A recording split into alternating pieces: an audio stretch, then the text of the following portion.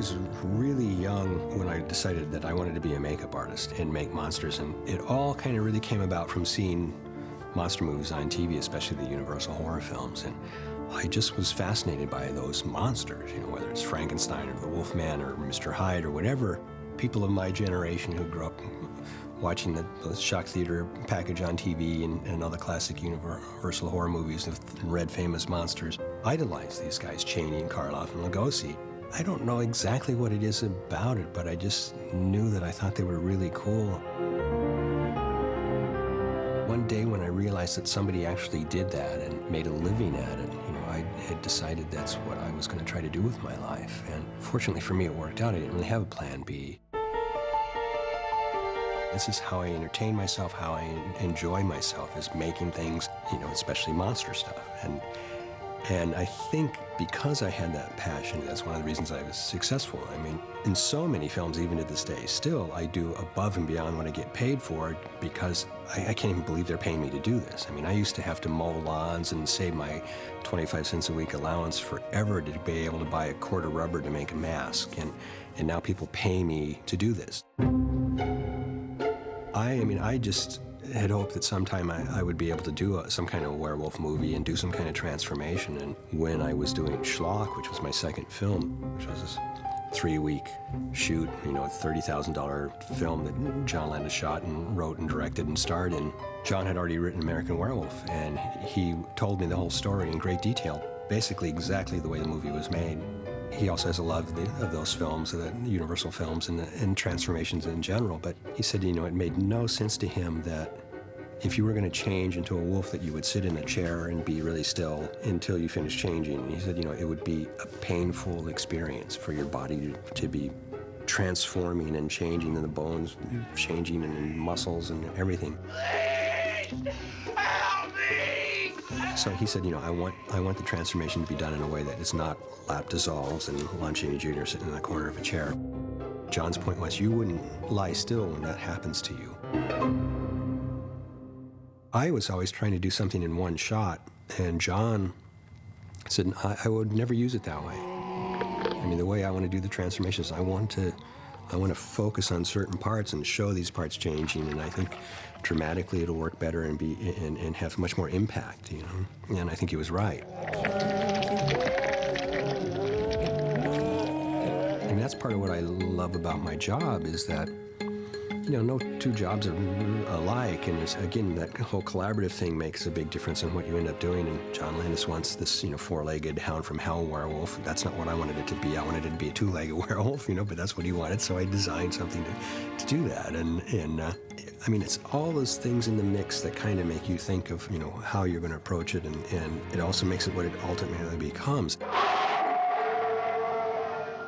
John said to me, when I was doing Schlock, he goes, what is it that I can do to help you and make this stuff be, you know, better than anybody's ever done before? I said, you know, I'm not even sure how I would do this transformation, but if you gave me some time and some money, I could do it better, you know, and he did. After that film came out, people said, you know, why is this so much better than what people had done before? Is there like a new material that came out that allowed you to do this and make it better? And I go, the reason it is because I had some time and some money. So it comes down to, I was able to experiment and play and you know, develop. After that film, people started to think we could do anything. I started getting scripts, and it was like, how the hell am I going to do this, you know? But you need to figure out a way.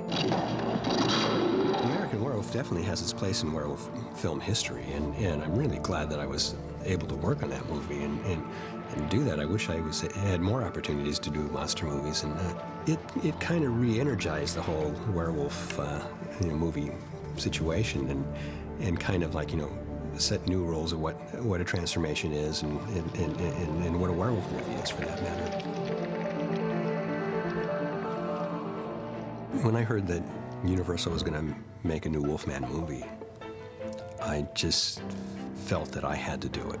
And I was so afraid that it was going to become, you know, a CGI werewolf thing and not be the Wolfman. And I actually had heard that they were talking about it being a makeup I don't have an agent and I don't really pursue jobs, but this one I was at Universal working actually, I think, on Norbit, and walked into an office, somebody I knew there, and I said, you know anything about the Wolfman? Is it really going to happen? And he go, yeah, a little bit. And it was like, I want to do this. Tell the powers that be or whatever that Rick Baker wants to do the Wolfman, and he'll work really hard and give you a good deal, And so that message got through to somebody.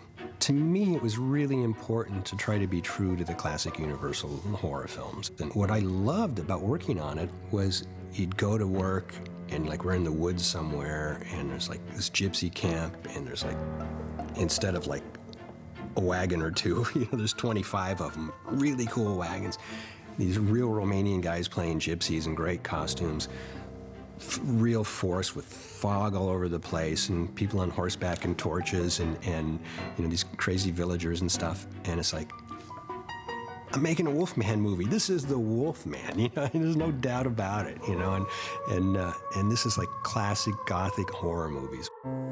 Basically every day I'm just glad that I was able to do what I do and make a living at it. I mean, at the time when I was 10 years old and decided this is what I wanted to do, it was a pretty outrageous decision for a kid. It was a job that not that many people had, and makeup effects really didn't exist the way they do now.